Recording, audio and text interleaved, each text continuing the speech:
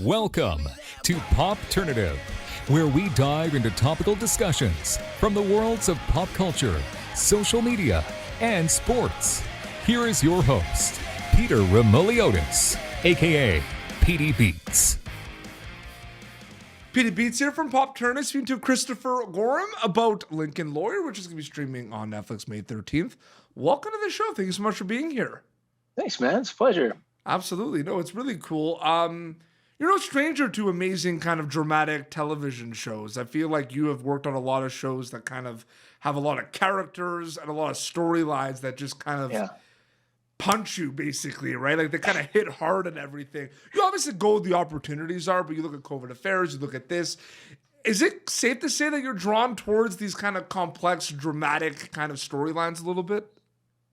I am, but I also love doing comedy, right? Like Ugly Betty, I did a sitcom called Out of Practice. I just finished shooting a sitcom pilot for CBS called Unplanned in Akron. Like I feel very fortunate I've been able to bounce around from genre to genre and a lot of really different kinds of characters. Is it one of those things too, where when you started out, did you, because I guess it's different for different people, but did you want to work in comedy and drama? Did you just want to work in one genre, or were you kind of just like, I'll go where the opportunities are? Some people have it in their mind, like what they want to do, which is why I'm asking. Yeah. No, I just really loved performing. So it didn't really matter to me as long as it, I was just always, you always hope to work on good things. Yeah.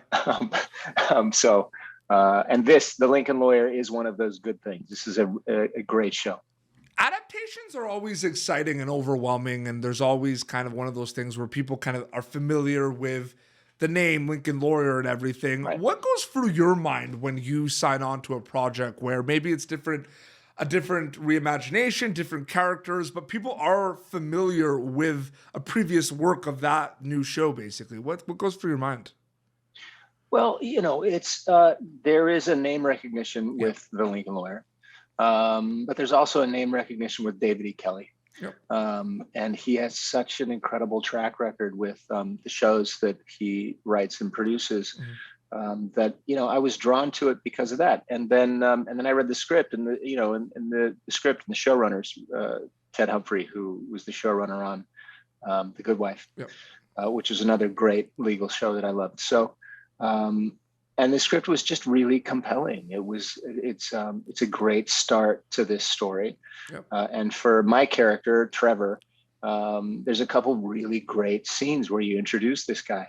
Yep. So I was on board very quickly. It's so exciting too, where like the legal drama has kind of evolved and changed. I feel like some of it hasn't changed. I mean, you still have kind of Law and Order that's still kicking around doing kind of what we love about Law and Order. Yeah. Is it just naturally just with like kind of the times and the storylines and the characters and all the talent out there? I mean, things are going to naturally just kind of change, right? Like in terms of like legal dramas, in my opinion. Like I've seen the difference overall with a lot of them. Of course. I mean, I would hope so. Like the storytelling should evolve over time. As the stories evolve. And frankly, as the voices who are telling the stories become more diverse, you're going to see different points of view. One of the great things about this adaptation of The Lincoln Lawyer is that in the books by Michael Connelly, Mickey Haller, the Lincoln Lawyer, is a Latino from LA. Yep. And so hiring an actor like Manuel allows you to really explore that side of the character, which is not explored in the film because they cast a white guy. So there's more opportunities for stories to take different points of view and just go deeper. The first couple of episodes kind of don't really waste time. I feel like it's always a struggle for TV shows in general, because it's like especially like season one of a show, you're kind of like trying to set up as much as you can, but you want to get you want to get us interested, right? Get us hooked, right? Sure. I think this show does a very good job of combination of introducing a lot of what's happening, but doesn't kind of waste time as well. Did you notice the pace of the script when you were reading it, that even though it is a legal drama, there are some moments where it is a little fast paced? I'm just curious about that. Well, the script is dense. Yeah. Meaning there's a lot of words. And so that can go one of two ways, right? Like you can really make a meal out of this stuff and drag things out. But that is not at all what we did. Like the pace of this show is quick. Like so you know what, you agree with me? Yeah, for sure, okay, for sure. And then, and I think Liz, who directed the pilot, leaned into that visually to really move this story, because there's a lot of story to tell. Michael's books are dense, and so it's one of the advantages of doing this in a series instead of just in a film is you can tell more of that story. You can really get into the book. I feel like the starting point of like an adaptation, like based on like a book or something, I feel like that is just kind of the hardest. Like what's those first conversations where people like are in the room, okay, we're doing the Lincoln Lawyer for Netflix, right? Like, what do we keep? What do we add? Like, I can't even imagine those conversations because, like you said, that's so the fun much, part, right? Yeah, that's the fun part. Absolutely. And again, like I feel like they pulled it off. Like I feel like it maintains like the spirit of those books, but telling it in a really visually interesting and fun way. Oh, absolutely. We're talking before we started. I mean, streaming is so huge right now, and there's so many amazing shows and everything. You were on a TV show before streaming that I think is one of my favorite shows. I watch it with my family every week, and it was before, like I said, it was before replays and everything. Like if you weren't home to watch it, you have to make sure it was taped. And I even remember there would have been one of the, like there was a mess up with one of the tapings of it, but you were on Harper's Island, which I think I agree with you. Like that is like a definition of a binge-worthy show. Yeah. Well, I think Harper's has found a second life online just because of that, because it was a show that really wants to be binged, but it was on TV before that was possible. That one kind of just blindsided me completely, because if I'm going to be completely honest with you, you know what I mean? I mean, spoiler alert for people who haven't watched Harper's Island. I mean, I'm getting into it. I don't care. I'm getting into it. Oh boy. I have to. Well, I didn't see it coming. Like it was like it came, like some people said it was like maybe obvious. Like I didn't suspect that character. I didn't suspect Henry like at all throughout that whole thing. Yeah, no, that's the point. But like, it's one of those things too where maybe some people did. I'm just saying, me personally, I didn't. Sure. I think because they didn't tell us who the killer was at the beginning when we started filming. So none of us knew.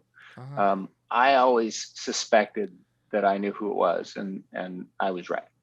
I love how we're talking about this where it's right on the line. Like it's almost spoiling it, but not totally entirely. Yeah.